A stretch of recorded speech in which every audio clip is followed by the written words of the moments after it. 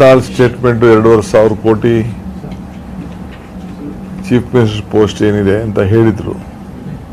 ಜೊತೆ ಕೆಲವು ಮಾಧ್ಯಮದಲ್ಲಿ ರೇಟ್ ಕಾರ್ಡ್ ಹಾಕಿದ್ರು. ಆ ರೇಟ್ ಕಾರ್ಡ್ನ ನಾವು ವಾಪಸ್ಸು ರೀಪ್ರೊಡ್ಯೂಸ್ ಮಾಡಿ ಅಡ್ವರ್ಟೈಸ್ಮೆಂಟ್ ಕೊಟ್ಟಿದ್ದು. ಅದು ಸರಿಯೋ ಸರಿ ಇಲ್ಲೋ ಅಂತೇಳಿ ನಾವೆಲ್ಲ ಕೇಸ್ ಹಾಕಿದ್ದಾರೆ. ಆದರೆ ಸುಮ್ಮನೆ ಬೇಕು ಅಂತ ರಾಹುಲ್ ಗಾಂಧಿ ಅವ್ರನ್ನ ಡ್ರ್ಯಾಗ್ ಮಾಡಿದ್ದಾರೆ.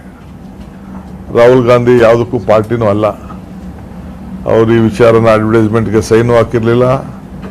ಅವರು ಪಾರ್ಟಿ ಆಫೀಸ್ ಬೇರೆಯೂ ಅಲ್ಲ, ಏನೂ ಇಲ್ಲ. ನನ್ನ ವಿರೋಧ ಪಕ್ಷದ ನಾಯಕರ ಸಂದರ್ಭದಲ್ಲಿ ಆಯಿತು, ಅವರು ಕೇಸ್ ರೈಟೋ ರಾಂಗೋ ಕೋರ್ಟು ತೀರ್ಮಾನ ಮಾಡ್ತದೆ ಮುಂದಕ್ಕೆ. ಬಟ್ ರಾಜಕೀಯಕ್ಕೋಸ್ಕರ ಮಾಡಿದ್ದಾರೆ. ಬಟ್ ಒಂದು ಅವ್ರು ತಿಳ್ಕೊಳ್ಬೇಕು, ಇಂಥದ್ದು ಬೇಕಾದಷ್ಟು BJP ಅವ್ರದ್ದು ಪಟ್ಟಿ ಇದೆ. ನಾನೀಗ ಅದನ್ನು ಮಾತಾಡೋಕ್ಕೆ ಹೋಗುವುದಿಲ್ಲ, ಬೇರೆ ಸಂದರ್ಭದಲ್ಲಿ ನಾವು ಚರ್ಚೆ ಮಾಡ್ತೇವೆ. ಸೊ ಅನಾವಶ್ಯಕವಾಗಿ ತೊಂದರೆ ಕೊಡಬೇಕು ಅಂತ ಬರೀ ದ್ವೇಷ, ಸೇಡು ಇದೇ ಅವರ BJP ಅವರಲ್ಲಿ ತುಳುಕ್ತಾ ಇದೆ. ಅದಕ್ಕೆ ಇಂಥದ್ದು ಒಂದು ಉದಾಹರಣೆ. ಸೊ ಆದರೂ ರಾಹುಲ್ ಗಾಂಧಿಯವರು ಬಂದು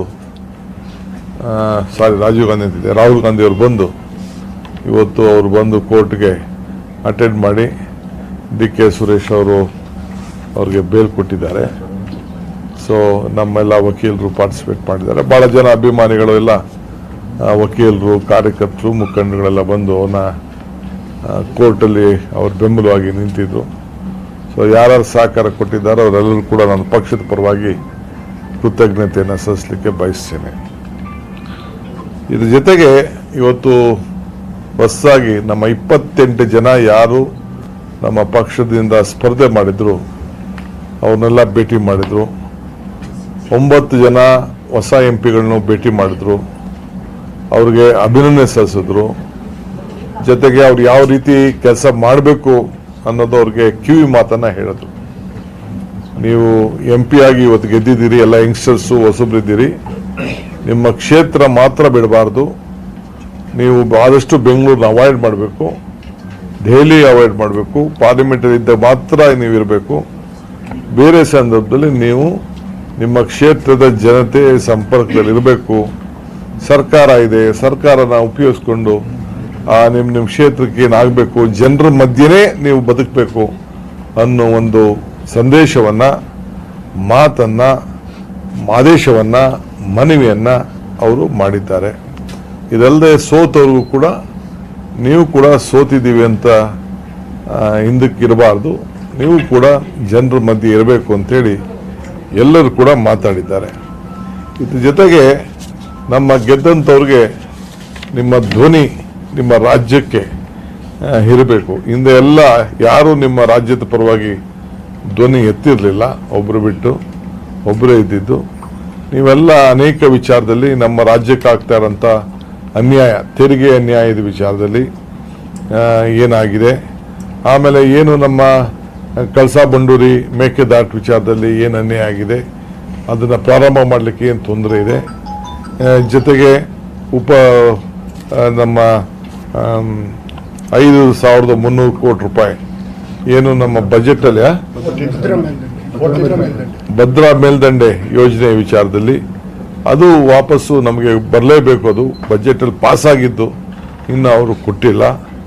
ಮತ್ತು 14th ಫೈನಾನ್ಸ್ ಕಮಿಷನ್ನು, ನಮ್ಮ ಫೆರಿಫಲ್ ರಿಂಗ್ ರೋಡು, ಇದೆಲ್ಲ ಬೆಂಗಳೂರು ನಗರಕ್ಕೆ ಏನು ಕೊಡಬೇಕಾಗಿತ್ತು ಆ ದುಡ್ಡು ಕೊಟ್ಟಿಲ್ಲ.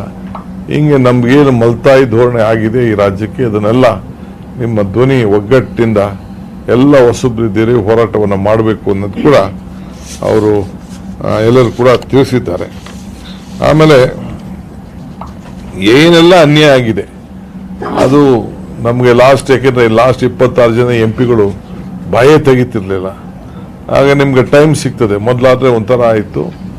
ಈಗ ನಾವು 100 ಜನ ಪಾರ್ಲಿಮೆಂಟಲ್ಲಿ ಇದ್ದೀವಿ, 99 ಪ್ಲಸ್ ಒಬ್ಬರು ಇಂಡಿಪೆಂಡೆಂಟ್ ಕೂಡ ಈಗಾಗಲೇ ಡಿಕ್ಲೇರ್ ಮಾಡ್ಕೊಂಡಿದ್ದಾರೆ ಸದಸ್ಯರಾಗಿ.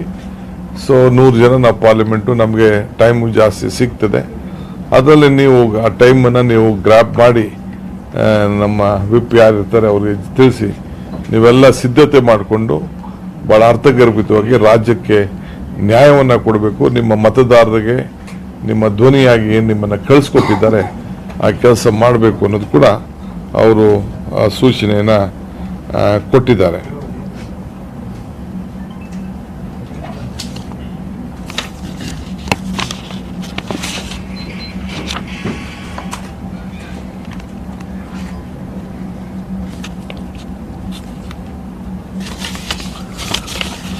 ಆಮೇಲೆ ಅದಾದಮೇಲೆ ಕೆಲವು ಮಂತ್ರಿಗಳನ್ನು ಕೂಡ ಭೇಟಿ ಮಾಡಿದ್ರು. ನಾವು ಅಫಿಷಿಯಲಾಗಿ ಎಲ್ಲರಿಗೂ ಕರೆದಿದ್ದಿಲ್ಲ ಇವತ್ತು, ಬರೀ ಡಿಫೀಟೆಡ್ ಕ್ಯಾಂಡಿಡೇಟ್ಸು ಮತ್ತು ನಮ್ಮ ಇವ್ರು ಮಾತ್ರ ಕರೆದಿದ್ದು. ಮಂತ್ರಿಗಳನ್ನು ಕೂಡ ಭೇಟಿ ಮಾಡಿದ್ರು. ಅವರು ಕ್ಷೇತ್ರದಲ್ಲಿ ಏನೇನಾಗಿದೆ, ಯಾಕಾಯಿತು, ವೋಟಿಂಗ್ ಏನಾಯಿತು, ಏನಕ್ಕೆ ಕೆಲವು ಇನ್ನೂ 5-6 ಸೀಟ್ ಎಕ್ಸ್ಪೆಕ್ಟ್ ಮಾಡಿದ್ದು ಅನ್ನೋದು ಕೂಡ ಕೆಲವೆಲ್ಲ ಚರ್ಚೆ ಮಾಡಿದ್ದಾರೆ. ಅಕೌಂಟಬಿಲಿಟಿ ಕೂಡ ಭಾಳ ಮುಖ್ಯ ಅನ್ನೋದು ಕೂಡ ಅವರು ತಿಳಿಸಿದ್ದಾರೆ. ಸೊ ಎಲ್ಲರೂ ಕೂಡ ಮಧ್ಯ ಕ್ಷೇತ್ರದಲ್ಲಿ ಎಲ್ಲೆಲ್ಲಿ ಅನ್ಯಾಯ ಆಗಿದೆ ಅದನ್ನು ಸರಿ ಮಾಡಿಕೊಂಡು ಜನರ ಮಧ್ಯೆ ಹೋಗಲಿಕ್ಕೆ ಹೀಗೆ ನೀವೆಲ್ಲ ತಯಾರು ಮಾಡಿಕೊಡ್ಬೇಕು ಅಂತ ಎಲ್ಲರಿಗೂ ಕೂಡ ಸೂಚನೆ ಕೊಟ್ಟಿದ್ದಾರೆ. ಎಲ್ಲರಿಗೂ ಕೂಡ ಜವಾಬ್ದಾರಿ ಕೊಟ್ಟಿದ್ದಾರೆ. ನಮಗೆ ಮತ್ತೆ ಒಂದೆಲ್ಲ ನಾನು ಮತ್ತು ಅಧ್ಯಕ್ಷರು ಇವ್ರಿಗೆ ಮುಖ್ಯಮಂತ್ರಿಗಳಿಗೆ ಎಲ್ಲರ ಹತ್ರನೂ ಕೂಡ ಮಾತಾಡಿ ಒಂದು ಪ್ಲಾನ್ ಆಫ್ ಆ್ಯಕ್ಷನ್ ಮಾಡಬೇಕು. ಎಲ್ಲ ಎಲ್ಲೆಲ್ಲಿ ಸರಿಯಾಗಿಲ್ಲ ಅದನ್ನೆಲ್ಲ ಸರಿಪಡಿಸ್ಬೇಕು. ಅಕೌಂಟಬಿಲಿಟಿ ಭಾಳ ಇಂಪಾರ್ಟೆಂಟ್ ಅಂತೇಳಿ ಕೊಟ್ಟಿದ್ದಾರೆ. ನಾವು ನೆಕ್ಸ್ಟ್ ವೀಕ್ನಲ್ಲಿ ನಮಗೆ ನಾಳೆ ACCಲಿ ಮೀಟಿಂಗ್ ಇದೆ. ನನಗೆ ಮುಖ್ಯಮಂತ್ರಿಗಳಿಗೆ ಕರೆದಿದ್ದಾರೆ, ವರ್ಕಿಂಗ್ ಕಮಿಟಿ ಮೀಟಿಂಗ್ ಇದೆ. ಅದನ್ನು ಮುಗಿಸ್ಕೊಂಡು ಬಂದು ನಾವು ಡೇಟನ್ನು ಫಿಕ್ಸ್ ಮಾಡ್ತೀವಿ. ಎಲ್ಲರ ಹತ್ರ ಕೂಡ ಒಂದು ಪ್ರತ್ಯೇಕವಾಗಿ 1-2 ದಿನ ಕಂಪ್ಲೀಟ್ ಯಾವ ಸೆಕ್ಷನ್ನು ಏನಾಗಿದೆ, ಎಲ್ಲಿ ಮಾಡಬೇಕು, ಮುಂದಕ್ಕೆ ಯಾವ ರೀತಿ ರಿಪೇರಿ ಮಾಡಬೇಕು ಅನ್ನೋದನ್ನು ನಾವು ಒಂದು ಪ್ಲಾನ್ ಆಫ್ ಆ್ಯಕ್ಷನ್ ರೆಡಿ ಮಾಡಿ ನಮ್ಮ ಕೆಲಸನ ನಾವು ಮಾಡ್ತೀವಿ. ಅದಕ್ಕೆ ನಾವೆಲ್ಲ ಸಿದ್ಧತೆ. ವಿಶೇಷವಾಗಿ ನಮಗೆ ಕಲ್ಯಾಣ ಕರ್ನಾಟಕ ನಮಗೊಂದು ದೊಡ್ಡ ಶಕ್ತಿ. ಮಲ್ಲಿಕಾರ್ಜುನ್ ಖರ್ಗೆ ಸಾಹೇಬರು ಏನು ಒಂದು ದೊಡ್ಡ ಶಕ್ತಿ ತುಂಬಿದ್ರು, 371J ತಂದು. ಅದಕ್ಕೆ ಇವತ್ತು ಆ ಜನ ನಮ್ಮ ಪಕ್ಷಕ್ಕೆ ಒಂದು ಶಕ್ತಿ ಋಣ ತೀರಿಸುವಂಥ ರೀತಿಯಲ್ಲಿ 5 ಸೀಟು ಕೂಡ ಗೆದ್ಕೊಂಡು ಬಂದದ್ದು ಭಾಳ ದೊಡ್ಡ ವಿಶೇಷವಾದಂಥ ಒಂದು ದೊಡ್ಡ ಶಕ್ತಿ. ಸೊ ಅದೆಲ್ಲ ಕೂಡ ಗಮನದಲ್ಲಿ ಇಟ್ಕೊಂಡು ನಾವು ಮುಂದಕ್ಕೆ ಪ್ಲಾನ್ ಆಫ್ ಆ್ಯಕ್ಷನ್ ನಾವು ತಯಾರು ಮಾಡ್ತೀವಿ. ಜವಾಬ್ದಾರಿ ಸಚಿವರ ಕ್ಷೇತ್ರದಲ್ಲಿ ಲೀಡ್ ಕಡಿಮೆ ಆಗಿದೆ. 14 ಸಚಿವರ ಕ್ಷೇತ್ರದಲ್ಲಿ ಲೀಡ್ ಕೊಡ್ಲಿಕ್ಕೆ ಆಗಿಲ್ಲ. ಆ ಬಗ್ಗೆ ಚರ್ಚೆ ಆಗಿದೆ. ಕೆಲವು ಮಂತ್ರಿಗಳು ಅವ್ರ ಕಾನ್ಸ್ಟಿಟ್ಯೂನ್ಸಿನಲ್ಲೇ ಲೀಡ್ ಓಕೆ. ಸಚಿವರ ಕ್ಷೇತ್ರದಲ್ಲಿ ಲೀಡ್ ಜವಾಬ್ದಾರಿ ಕೊಟ್ಟಿದ್ರಿ, ಸಚಿವರಿಗೆ ಅವರೇ ಲೀಡ್ ಕೊಡಕ್ಕಾಗಿಲ್ಲ ಅನ್ನುವಂಥದ್ದು. ಈಗ ಅದಕ್ಕೂ ರಾಹುಲ್ ಗಾಂಧಿಯವರು ಕೇಳಿದ್ದಾರೆ, ಎಲ್ಲ ಮಿನಿಸ್ಟರ್ಸ್ ಹತ್ರ ಮಾತಾಡಿದ್ದಾರೆ. ಅದಕ್ಕೆ ನಾವೆಲ್ಲ ಕೂತ್ಕೊಂಡು ನಾವು ಮಾತಾಡ್ತೀವಿ, ಮಿನಿಸ್ಟರ್ ಕಾನ್ಸ್ಟಿಟ್ಯೂನ್ಸಿಯಲ್ಲೂ ನಾನು ಇಲ್ಲ ಅಂತ ಹೇಳೋದಿಲ್ಲ. ರಿಸಲ್ಟ್ಸು ನಂಬರು ಹೇಳ್ತದೆ. ಅಕೌಂಟಬಿಲಿಟಿ ಅನ್ನೋ ಮಾತನ್ನು ನಾನು ಕೇಳಿದೆ. ನಾನು ಏನು ಅನ್ನೋದನ್ನ ನಾವು ಕೂತ್ಕೊಂಡು ಚರ್ಚೆ ಮಾಡಿ ನಾವು ರಿಪೋರ್ಟ್ ಸಬ್ಮಿಟ್ ಮಾಡ್ತೀವಿ. ಕೇಳಿದ್ದಾರೆ ಅವರು ರಿಪೋರ್ಟ್ ಕೇಳಿದ್ದಾರೆ, ನನಗೂ ಕೇಳಿದ್ದಾರೆ, ACC ಸೆಕ್ರೆಟರಿಗೂ ಕೇಳಿದ್ದಾರೆ, ಮುಖ್ಯಮಂತ್ರಿಗೂ ಕೇಳಿದ್ದಾರೆ. ನಾವೆಲ್ಲರೂ ಮಾತಾಡಿ ಕಾನ್ಸ್ಟಿಟ್ಯೂನ್ಸಿ ವೈಸ್ ಏನೇನು ಅನ್ನೋದು ನಾವು ಮಾತಾಡ್ತೀವಿ. ಸರಿ, 1 ವರ್ಷ ಆಮೇಲೆ 3 ಸೀಟನ್ನು ನಾವು ಗೆದ್ದಿದ್ದೇವೆ, 3 ಸೀಟ್ ಕಳ್ಕೊಂಡಿದ್ದೇವೆ ಕೌನ್ಸಿಲಲ್ಲಿ. ಎಲ್ಲ ಮತದಾರರು ಕೂಡ ನಾನು ಈ ಸಂದರ್ಭದಲ್ಲಿ ನಾನು ಅಭಿನಂದಿಸ್ತೀನಿ. ಇಲ್ಲ, ನಾನು ಡಿಬೇಟ್ ಮಾಡಕ್ಕೆ ಹೋಗಲ್ಲ. ನಾವು ಸದ್ಯಕ್ಕೆ ಯಾವುದೋ ಮಾತಾಡಿಲ್ಲ. ಎಲೆಕ್ಷನ್ನು ನಡೆದ ರೀತಿ, ಗೆದ್ದಿದ್ದು, ಸೋತಿದ್ದು, ಮುಂದಕ್ಕೆ ಏನಾಗಬೇಕು ಅಷ್ಟೇ. ರಾಹುಲ್ ಗಾಂಧಿ ಅವರಿಗೆ ಇದೀಗ ಅಶ್ವಥ್ ನಾರಾಯಣ ಒಂದು ಪ್ರಶ್ನೆ ಕೇಳಿದ್ದಾರೆ. ರಾಹುಲ್ ಗಾಂಧಿ ಅವರು ಬಂದಿರೋದು ಸಿದ್ದರಾಮಯ್ಯ ಅವರ ರಾಜೀನಾಮೆ ಪಡೆಯೋಕೋ ಅಥವಾ ತಪ್ಪು ಮಾಡಿದವರ ರಾಜೀನಾಮೆ ಪಡೆಯೋದಿಕ್ಕ? ಆಯ್ತು, ಫಸ್ಟ್ ಅವ್ರ ಪಾರ್ಟಿದು ಮಾತಾಡ್ಲಿ ಅವರು. ವಾಲ್ಮೀಕಿ ನಿಗಮ ಹಗರಣದ್ದು ಸರ್ ಪರಶುರಾಮ್ ಸ್ಟೇಟ್ಮೆಂಟ್ ಈಗ ಕೋರ್ಟ್ ಸಲ್ಲಿಕೆ ಆಗಿದೆ. ಅದರಲ್ಲಿ ಶರಣ್ ಪ್ರಕಾಶ್ ಪಾಟೀಲ್ 20ನೇ ತಾರೀಕು ಮೀಟಿಂಗ್ ನಡೆದಿತ್ತು ಅಂತ ಹೇಳಿ ಉಲ್ಲೇಖ ಆಗಿದೆ. ಅಂದ್ರೆ ಎಲ್ಲರಿಗೂ ಗೊತ್ತಿತ್ತು ಇದು ನಡೆದಿದೆಯಾ ಅಂತ ಸರ್? ನೋಡಿ, ಅದನ್ನ ನಾನು ಮಾತಾಡಲ್ಲ. ಆಗಲೇ ಮಿನಿಸ್ಟರು ವಾಲಂಟಿಯರ್ಗೆ ನಾವು ಬೇರೆ ಬೇರೆ ಏನೇನು ನಡೆದಿದೆ ಹಿಂದೆ ಸರ್ಕಾರಗಳಲ್ಲಿ ಎಲ್ಲ ಬಂದೆ, ಇವತ್ತು ಸೂಸೈಡ್ ಮಾಡ್ಕೊಂಡೋದ್ರಿಂದ ಸ್ವಲ್ಪ ಈಚೆಗೆ ಬಂದಿದೆ ಇದು. ಬಟ್ ನನ್ನ ಪ್ರಕಾರ ಯಾರು ಅಷ್ಟು ಧೈರ್ಯ ಮಾಡ್ಲಿಕ್ಕೆ ಹೋಗ್ತಿಲ್ಲ. ನಾನು ಮಿನಿಸ್ಟರ್ ಹತ್ರ ಮಾತಾಡಿದ್ದೀನಿ, CM ಮಾತಾಡಿದ್ದಾರೆ. ಎಲ್ಲಿ ಬೇಕಾದ್ರೂ ಎನ್ಕ್ವೈರಿ ಆಗಲಿ, ನಾನು ಯಾವ ಥರದ ಇದಕ್ಕೂ ಭಾಗಿಯಾಗಿಲ್ಲ ಅಂತ ಮಂತ್ರಿಗಳು ತಿಳಿಸಿದ್ದಾರೆ. ಆದರೂ ಪಕ್ಷಕ್ಕೆ ಮುಜುಗರ ಆಗಬಾರ್ದು ಅನ್ನೋ ದೃಷ್ಟಿಯಿಂದ ನಾನು ವಾಲಂಟಿಯರ್ಗೆ ರಾಜೀನಾಮೆ ಕೊಡ್ತಾ ಇದ್ದೀನಿ ಅಂತೇಳಿ ನನ್ನ ಎದುರುಗಡೆ ನನ್ನ ಹತ್ರನೂ ಬಂದು ಮಾತಾಡಿ ನಾನು ಕರೆದು ಕೇಳಿದೆ, ಎನ್ಕ್ವೈರಿ ಮಾಡಿದೆ. 3-4 ದಿನ ಕ್ರಾಸ್ ಎಕ್ಸಾಮಿನೇಷನ್ ಎಲ್ಲ ಬೇರೆ ಬೇರೆ ಹತ್ರ ನಾವು ಎಲ್ಲ ಮಾಡಿದ್ದೇವೆ. ಸೊ ಅದು ಪಕ್ಷಕ್ಕೆ ಮುಜುಗರ ಆಗಬಾರ್ದು ಅನ್ನೋ ದೃಷ್ಟಿಯಿಂದ ಅವ್ರು ಕೊಟ್ಟಿದ್ದೆ. ಯಾರು BJPಗೆಲ್ಲ ಎದುರ್ಕೊಂಡು BJP ಒತ್ತಾಯ ಮಾಡಿದ್ರು, BJP ವಿಕ್ಟ್ರಿ ಅವೆಲ್ಲ ಏನಿಲ್ಲ. ನಾವೇ 4-5 ದಿನದಿಂದನೇ ಅದಕ್ಕೊಂದು ಟೈಮ್ ನಾವು ಹೇಳಿದ್ದು ಎಲ್ಲ. ಯಾಕೆಂದರೆ ಎನ್ಕ್ವೈರಿ ಮಾಡಿದ್ರೆ ಸುಮ್ಮನೆ ತಲೆದಂಡ ಮಾಡೋದು ಸರಿ ಇಲ್ಲ ಅಂತೇಳಿ. ಬಟ್ ಇಲ್ಲಿ ಆದಷ್ಟು ಜಲ್ದಿ ಎನ್ಕ್ವೈರಿ ಮಾಡಬೇಕು ಅನ್ನೋದು ಒಂದು ರಿಕ್ವೆಸ್ಟ್ ಆಗುತ್ತೆ. ನೋಡಪ್ಪ, ನೋಡಿ ನಾನೇನು ಕೊಡಬೇಕಾದಿಲ್ಲ. ನಾವೇನು ಬ್ಯಾಂಕಿಂಗ್ ಅಲ್ಲಿ any financial institution, nationalise bank ಅಲ್ಲಿ ಯಾವುದೇ ಸರ್ಕಾರ ಪರ್ಮಿಷನ್ ಇಲ್ಲದೇನೆ, ನಮ್ಮ ರಾಜ್ಯದ ಪರ್ಮಿಷನ್ ಇಲ್ಲದೇನೆ, ಕರ್ನಾಟಕ ಸರ್ಕಾರದ ಪರ್ಮಿಷನ್ ಇಲ್ಲದೇನೆ ನೇರವಾಗಿ ಅವರೇ ಅದನ್ನು ತೆಗೆದುಕೊಳ್ಳಲಿಕ್ಕೆ ಎಲ್ಲ ಥರದ ಹಕ್ಕಿದೆ. ನಾವೆಲ್ಲ ಥರದ ಸಹಕಾರ ಕೊಡಲಿಕ್ಕೆ ನಾವು ತಯಾರು ಕೂಡ ನಾವಿದ್ದೇವೆ. Sir, towards the formation of the India government in Delhi, which tomorrow ನೋಡಿ, is to be said. ಇವತ್ತು ಮೀಟಿಂಗ್ ಇದೆಯಲ್ಲ ನೋಡಿ, ಇವತ್ತು ಕೋರ್ಟ್ ಬಂದಿದೆಯಲ್ಲ, ಕಾಸಿದ್ರೆ ಸರ್ಕಾರಿ ಹುದ್ದೆ ಅಂತ ಒಂದು ಪಟ್ಟಿ ಹಾಕಿದ್ರು ಯಾವುದೋ ಪೇಪರ್ಲಿ. CM ಸ್ಥಾನ 2,500 ಕೋಟಿ ರೂಪಾಯಿಗೆ ಅಂತ ಹೇಳಿದ್ರು. ಇದನ್ನ ನಾವು ಅಡ್ವರ್ಟೈಸ್ಮೆಂಟ್ ಕೊಟ್ಟಿದ್ದು. ಅವ್ರು ಏನು ಹೇಳಿದ್ರು ಅದನ್ನ ಅಡ್ವರ್ಟೈಸ್ಮೆಂಟ್ ಕೊಟ್ಟಿದ್ದು. Sir, towards the India formation government tomorrow, which is supposed to happen, the two important allies, the JDO and the TDP's important demand was SCS, special category status, which 15 Finance Commission said doesn't have any provision. If they turn towards the India bloc, does you people can amend this so that you can accommodate to form the India bloc government? As far as the Congress party is concerned, we had already announced in Andhra Pradesh that if Congress party comes to power, we will give a special status. We are committed to whatever word we have spoken. Now they are in power, let the answer to that. Two important seats Rahul Gandhi has won, Wayanad and Rai Bareli. Which one is going to retain and which one is going to? Still there is 14 days time, almost 4 days is over now. Still 10 days his time is over. I have also asked him, he will reply, he will discuss with his constituency leaders and take a call. So one important sir, question, ಪರಿಷತ್ ಚುನಾವಣೆಯಲ್ಲಿ 3 ಸ್ಥಾನಗಳನ್ನ ಏನೋ ಕಳ್ಕೊಂಡಿದ್ದೀವಿ, 3 ಸ್ಥಾನ ಗೆದ್ದಿದ್ದೀರಾ. Congress BJP ಹೇಳ್ತಿದ್ದಾರೆ ಹಣ ಹಂಚಿ ಅಧಿಕಾರ ದುರುಪಯೋಗ ಮಾಡ್ಕೊಂಡು ಗೆದ್ದಿದ್ದಾರೆ ಅಂತ. ನಮಗೊಂದಿತ್ತು, ಈಗ 3 ಆಗಿದೆ. ಈಗ ಅವ್ರು ಗೆದ್ದಿದ್ದಾರಲ್ಲ, ಅವ್ರು ಹಂಗೆ ಮಾಡ್ಬಿಟ್ಟಿದ್ದಾರೆ. ನೀವು 5 ಎಕ್ಸ್ಪೆಕ್ಟ್ ಮಾಡ್ಕೊಂಡಿದ್ರಿ ಸರ್, ನೀವು 5 ಎಕ್ಸ್ಪೆಕ್ಟ್ ಮಾಡ್ಕೊಂಡಿದ್ರಿ. ಯಾರು ಹೇಳಿದ್ದು? 6 ಕಾರು ಮಾಡಿದ್ರಿ. Sir, the future by-election in Chenapatna, it is being said that your brother is going to contest the Congress. ಮಾತಾಡ್ತಿದ್ದಾರೆ. 6 6 ಎಕ್ನಿಕ್ಸ್. ನಾವು ಯಡಿಯೂರಪ್ಪನವ್ರು ಹೇಳಿದ್ರೆ 28 ಉದ್ಯೋಗ ಆಗ್ತೀವಿ ಅಂತ ಹೇಳಿದ್ರಲ್ಲ, ಹಂಗೆ ನಾವು 6, 3 ಬಂದಿದೆ. ಕೋಲಾರ ಭಾಗದಲ್ಲಿ ಮೈತ್ರಿ ವರ್ಕೌಟ್ ಆದಂಗಿದೆ ಸರ್. ಒಕ್ಕಲಿಗ ಮತ್ತು ಲಿಂಗಾಯತ್ ಕಾಂಬಿನೇಷನ್ ವರ್ಕ್ ಆಯ್ತು, ಕೈ ಹಿಡಿತ ಅಂತ ಸರ್. ಈ ಆಂಟಿ ಕಾಂಗ್ರೆಸ್ ಓಟ್ ಒಂದಾಗ್ತದೆ ಅಂತ ನಮ್ಗೆ ಗೊತ್ತಿತ್ತು, ನಾನು ಇಲ್ಲ ಅಂತ ಹೇಳೋದಿಲ್ಲ. ಬಟ್ ನಮಗೂ ದಳಕ್ಕೂ ಆದಾಗೂ ಕೂಡ ಅದು ವರ್ಕೌಟ್ ಆಗಲಿಲ್ಲ, ಹೀಗಾಗಿದೆ. Sir, will Mr. D.K. Suresh contest Chenapatna by-election which will happen in few months of time? I don't know. Your decision is his own decision, sir. Party will decide. If party asks him to contest. I don't know, he is not in a hurry. Let us see, there are a lot of workers. Sir, ಬೆಳಗಾವಿಯಲ್ಲಿ ಹಿನ್ನಡೆ ಆಗಿರೋದಕ್ಕೆ ನಿರ್ಮಾಪಕರು, producer ಸರಿಯಾಗಿ ಅವರು ತೀರ್ಮಾನ ಮಾಡಿಲ್ಲ ಅಂತ ಜಾರಕಿಹೊಳಿ ಅವರು ಹೇಳಿದ್ದಾರೆ.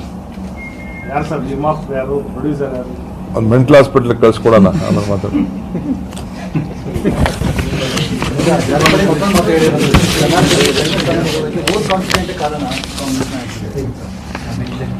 ಥ್ಯಾಂಕ್ ಯು ಎಲ್ಲ. ಸತೀಶ್ ಜಾರಕಿಹೊಳಿ ಹೇಳಿದ್ರು. ನೀವು ಕರೆಕ್ಟ್ ಆಗಿ ಎಲ್ಲ ಮಾತಾಡಿ. The Prime Minister just raised one question now, sir. Are the EVMs working? Were they working this election or not? The Congress party should answer is what they said. Were the EVMs working this election or not? I have my The Prime own Minister doubt on has that. I have my own doubt on the EVM issue. Now I don't want to discuss.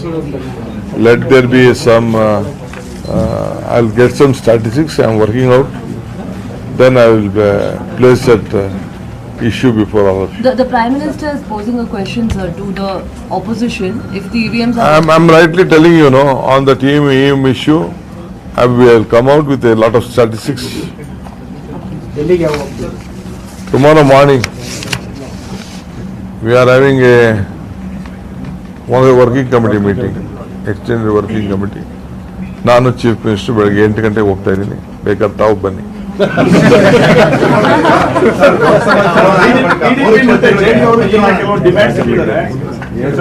ಪ್ರಧಾನಿ ಮೋದಿ ಅವರು ಎಷ್ಟು ವರ್ಷ ಇರ್ಬೋದು sir ಪ್ರಧಾನಿಯಾಗಿ? ನೋಡಪ್ಪ, ಕೇಂದ್ರ ಸರ್ಕಾರಕ್ಕೆ ಎಷ್ಟು ವರ್ಷ ಭವಿಷ್ಯ ಸರ್? ಈಗ ಒಂದು MP ಗೆದ್ದವ್ರೆ ನನ್ನ ಕ್ಷೇತ್ರಕ್ಕೆ ಇದ್ಬೇಕು ಅಂತ ಕೇಳ್ತಾರೆ. ಒಂದು ಸರ್ಕಾರ ರಚನೆ ಮಾಡೋಕ್ಕೆ ಬೆಂಬಲ ನಿಂತ್ಕೊಂಡವರು ಕೇಳೋದು ತಪ್ಪೇನಿಲ್ಲ. ಎಲ್ಲರಿಗೂ ಲೈನ್ ಶೇರ್ ಬೇಕು. ಈಗ ನೀವು ಯಾವ್ದಾದ್ರು ಒಂದು ಸಂಸ್ಥೆಗೆ ಸೇರ್ಬೇಕಾದ್ರೆ ನನ್ಗೆ ಇಷ್ಟು ಕೊಡು ಅಂತ ಕೇಳ್ತಿರಲ್ಲ. ನಂದು ಇಷ್ಟು ವರ್ಷ ಅನುಭವ ಇದೆ, ನನ್ಗೆ ಇಷ್ಟು ಕೆಪಾಸಿಟಿ ಇದೆ ಅಂತ. ಹಂಗೆ ಅವ್ರ ನಂಬರು ರಾಜಕೀಯದಲ್ಲಿ 49, 0, 51, 100. 51 ಆದ್ರೆ ಸರ್ಕಾರ ಮಾಡ್ಬೋದು, 44, 49 ಸರ್ಕಾರ ಮಾಡೋಕ್ಕಾಗಲ್ಲ. ವಾಜಪೇಯಿ ಗೌರ್ಮೆಂಟ್ ಹೊಂಟೋಯ್ತು ಒಂದೇ ಓಟಲ್ಲಿ. ಹಂಗೆ So would you like to see Rahul Gandhi as the leader of opposition? Yes, the entire country, the Congress party wants Rahul Gandhi not only to the leader of the opposition, to be the Prime Minister also, but now we want him to be the leader of the opposition. Sir, Lok Sabha ಚುನಾವಣೆ ಮುಗಿದ ಬೆನ್ನಲ್ಲೇ ಈಗ 3 ಕ್ಷೇತ್ರಗಳ ಉಪಚುನಾವಣೆ ಬಗ್ಗೆ ಚರ್ಚೆ ಆಗ್ತಿದೆ. ಅದರಲ್ಲೂ ಚನ್ನಪಟ್ಟಣದ ಬಗ್ಗೆ ಬಹಳಷ್ಟು ಚರ್ಚೆ ಆಗ್ತಾ ಇದೆ ಸರ್. ನೋಡಪ್ಪ, ನನಗೆ ಗೊತ್ತಿಲ್ಲ, ನಾವಿನ್ನ ಯೋಚನೆ ಮಾಡಕ್ಕೆ ಹೋಗಿಲ್ಲ. ಇನ್ನ ಸೋಲಿನ ದುಃಖದಿಂದ ನಾವಿನ್ನ ಈಚೆ ಬಂದಿಲ್ಲ. ಅರ್ಥ ಆಯ್ತಾ? ಇನ್ನ ನಾನು ನಿದ್ರೆ ಮೂಡ್ನಲ್ಲೇ ಇದ್ದೇನೆ. ಈಗ ಸದ್ಯಕ್ಕೆ ಅದು ಕ್ಷೇತ್ರದ ಅಷ್ಟು ವೋಟ್ ಕೊಟ್ಟಂತ ಜನರಿಗೆ ಮೊದಲು ಕೃತಜ್ಞತೆ ಹೇಳಬೇಕು. ಆ ಕೆಲಸ ಫಸ್ಟು ಮಾಡೋಣ.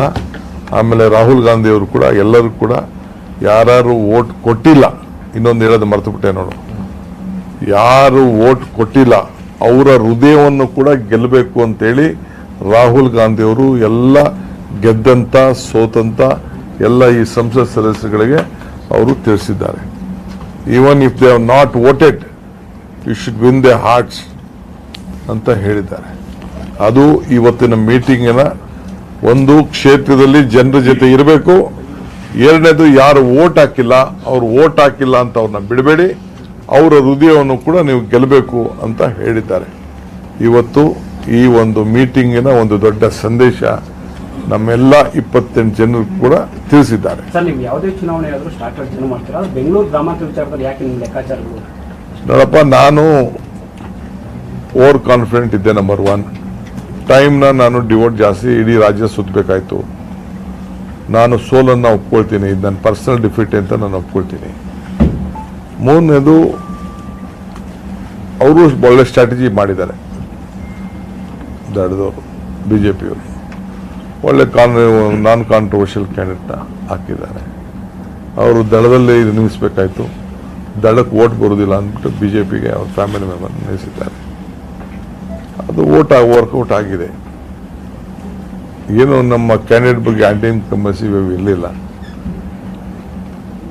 ಇರಲಿ, ಲಾಸ್ಟ್ ಇಟ್. ಸೋಲೆ ಮೈತ್ರಿ ಅಷ್ಟೇ ವರ್ಕೌಟ್ ಆಯ್ತಾ, ಇಲ್ಲ ಬೇರೆ ಏನಾದ್ರು ಅಲ್ಲಿ ಫ್ಯಾಕ್ಟ್ ವರ್ಕೌಟ್ ಆಗಿದೆ ಅಂದ್ರೆ ನಿಮ್ಮ ಪಕ್ಷದಲ್ಲೇ ಎಲ್ಲ ವೋಟ್ ಬರೋದೆಲ್ಲ ಬಂದಿದೆ ರೀ. ವೋಟ್ ಎಷ್ಟು ಬರಬೇಕು ಅಷ್ಟು ಬಂದಿದೆ.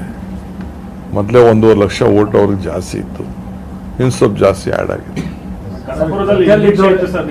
ಕನಕಪುರದಲ್ಲಿ ನಿರೀಕ್ಷೆ ಮಾಡಿದಷ್ಟು ಲೀಡ್ ಬಂದಿಲ್ಲ. 60,000 ಎಕ್ಸ್ಪೆಕ್ಟ್ ಮಾಡಿದ್ದೆ ನಾನು. ಮಿನಿಮಮ್ 50,000 ರಿಂದ 60,000, 25,000 ಕಡಿಮೆ ಆಗಿದೆ. ಸರ್, ಮಾಗಡಿ ಕುಣಿಗಲ್ಲು ಆನೇಕಲ್ಲು ನಿಮ್ಮ ಪಕ್ಷದ ಶಾಸಕರು ಇದ್ರು. ಇಲ್ಲ, ಅಲ್ಲೆಲ್ಲ ವೋಟ್ ಬಂದಿದೆ ರೀ. ಮಾಗಡಿ ಕುಣಗಲ್ ನಮ್ಗೇನು ವೋಟ್ ಬಂದಿದೆಯೋ ಬಂದಿದೆ.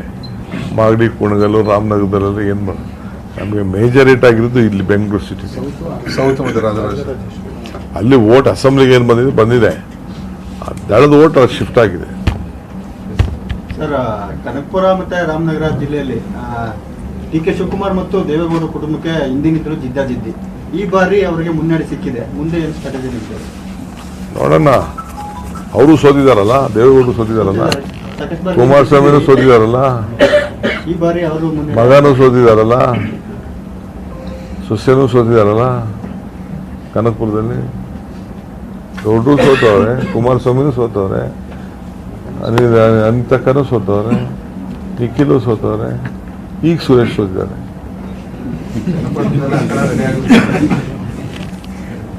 ಚನ್ನಪಟ್ಟಣದಲ್ಲಿ ಆ ಕಡೆ ರೆಡಿ ಆಗುತ್ತೆ ಸದ್ಯಕ್ಕೆ ಈಗ ಮಾತಾಡೋಣ, ನೋಡಕ್ಕೆ ಚನ್ನಪಟ್ಟಣದ ಜನ ಏನ್ ಹೇಳ್ತಾರೋ ಕೇಳೋಣ ಫಸ್ಟ್. Thank you. ಒಟ್ಟೊಳಗೆ ನಮ್ಮ ಹೊಸ MLC ಬಂದಿದ್ದಾರೆ. ಬರೀ ಶ್ರೀನಿವಾಸ್ ಬರೀ ಬೇಗ ಓ 2 ಗಂಟೆ ಬಂದಿದ್ಯಾ? ಬರೀ ಶ್ರೀನಿವಾಸ್ ಸಾಲು ಹಾಕು ನೀವೇ. ಹೆಚ್ಚಿನ ವಿಡಿಯೋಗಳಿಗೆ ಪ್ರತಿಧ್ವನಿ ಯೂಟ್ಯೂಬ್ ಚಾನೆಲ್ ಸಬ್ಸ್ಕ್ರೈಬ್ ಮಾಡಿ, ಬೆಲ್ ಐಕಾನ್ ಕ್ಲಿಕ್ ಮಾಡಿ.